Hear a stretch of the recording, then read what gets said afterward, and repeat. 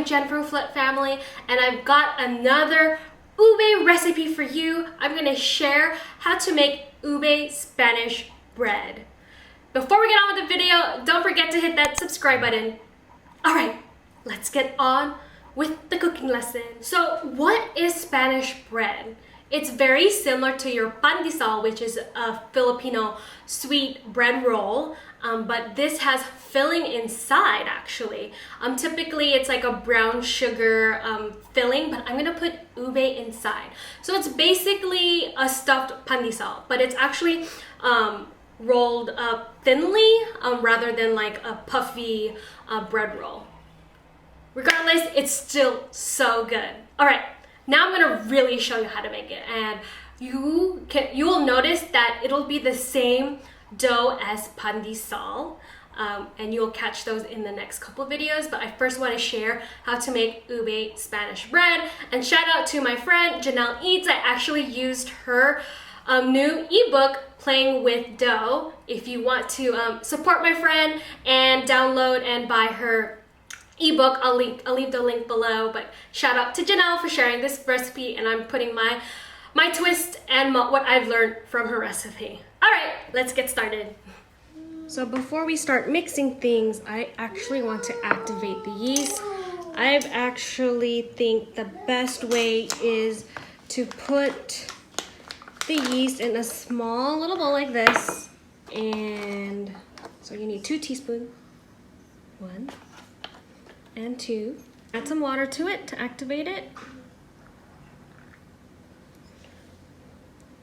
Then a pinch of your sugar. So I'm going to mix my yeast mixture all together. So the sugar helps activate the yeast, and I'm gonna set this aside and let it do its thing. We'll check back. Some have actually just put this straight into the dry mixture, but I find it works better when you activate it. I haven't perfected it yet, but I find this the best way. So I'm gonna use my standing mixer. You can also hand knead this, but that takes a lot of time. So I'm gonna add my dry ingredients first. I'm gonna add my flour.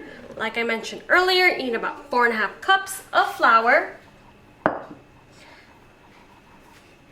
1/2 cup of sugar, and then 1.5 teaspoons of salt.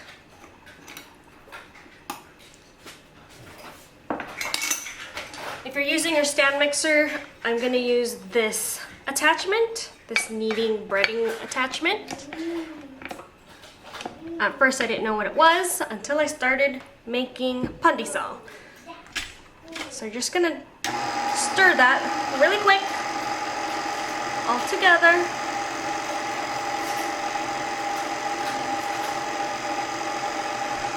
Just wanna look and make sure the ingredients have combined. I'm gonna add my 2 eggs.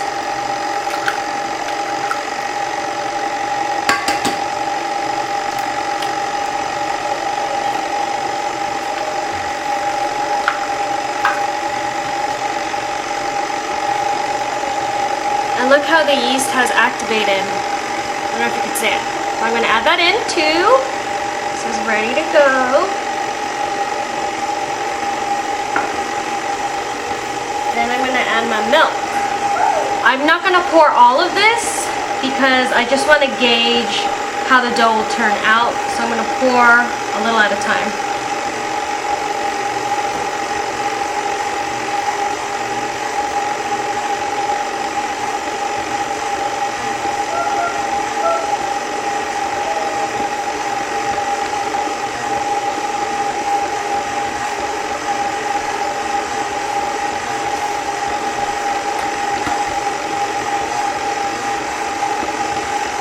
Continue adding the milk until the flour has picked up everything and just by the looks of it, I think it's gonna probably use all of this milk.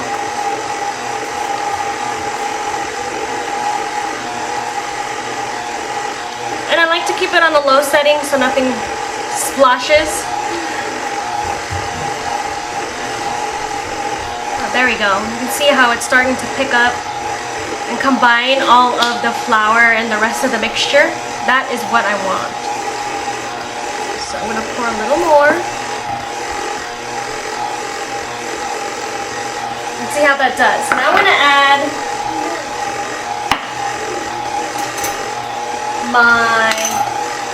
add my oil. I'm just gonna use this for safe since it's readily available. So probably about 2 teaspoons of oil. Don't need that much.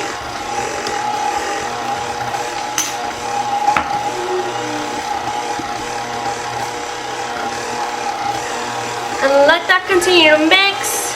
And you see how all of the dough is like together and scraping out of the large bowl? That is the consistency you want to look out for.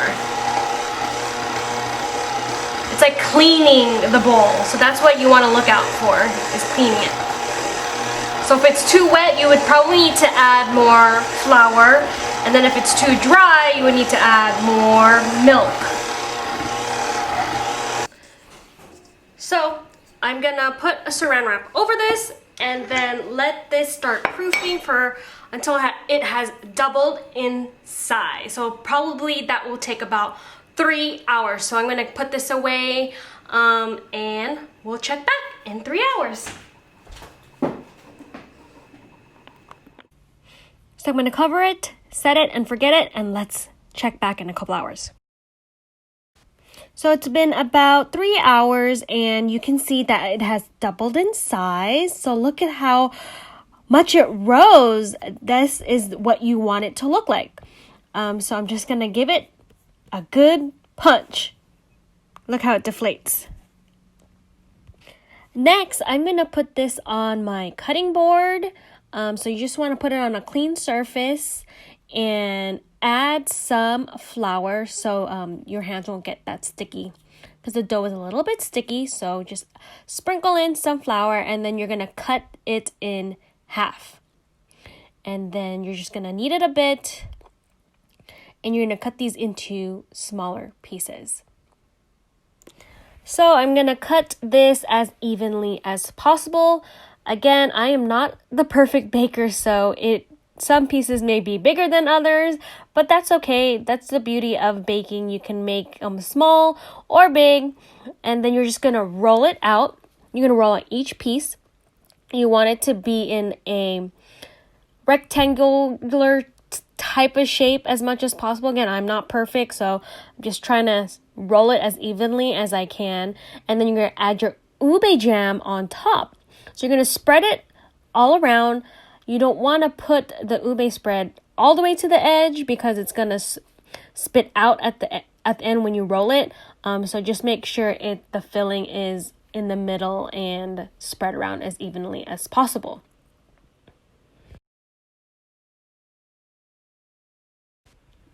Then you're just going to roll it. So you're going to roll it like a cinnamon roll, and you can see it's a very long piece of bread. So I'm going to just continue rolling these pieces, and add my ube jam in the middle.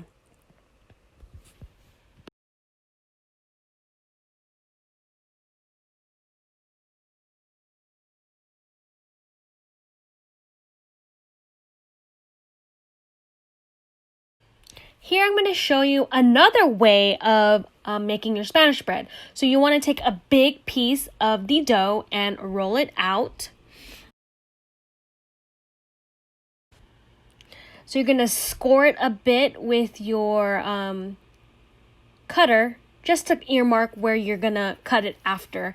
And then you're going to spread all of the ube jam right on top. So I find this way easier.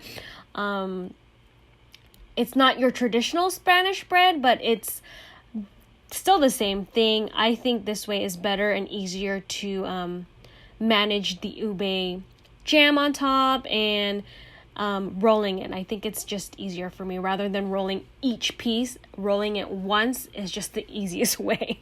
So I'm going to continue spreading my ube jam, and then once that is done, you're going to score it again. You're going to cut it where you marked it. Each piece, again, try to be as even as possible, and that's not happening here, but that's okay. So once you are done cutting it, then you just roll it. So these kind of look more like a cinnamon roll. I like these better because it should, once it's done, you can kind of see the purple pop out, and it just looks so pretty. So I like it this way. So I'm just going to continue to roll this. And then the best part is you're adding the breadcrumbs. So this is what pandesal and ube or Spanish bread is known for, is the breadcrumbs on top. So I'm just going to add breadcrumbs for all of the Spanish bread that I made, even the ones from earlier. So just add breadcrumbs.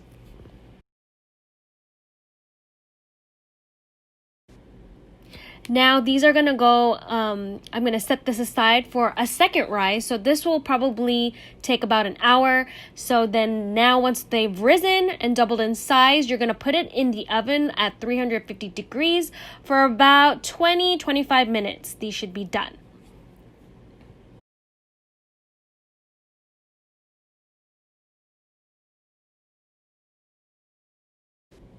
So here is the Spanish bread that you're probably used to seeing. This is how it looks like when it's done. And then here's the other one that looks more like a cinnamon roll type of Spanish bread. Doesn't it look pretty? I love it. Who would have thought stuffing some ube in some bread would just be oh so delicious. I hope you guys enjoyed this video, and if you're interested in purchasing this ebook, I'm going to leave the link below so you can purchase it from Jeanelleats.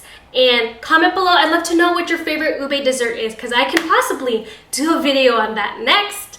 And if you're interested in learning simple recipes and need some recipe ideas, sign up for our newsletter. I will be sending these recipes to you, and as well there will be some updates coming up that I think you will enjoy. All right, everybody, I'll catch you guys in the next video. Bye!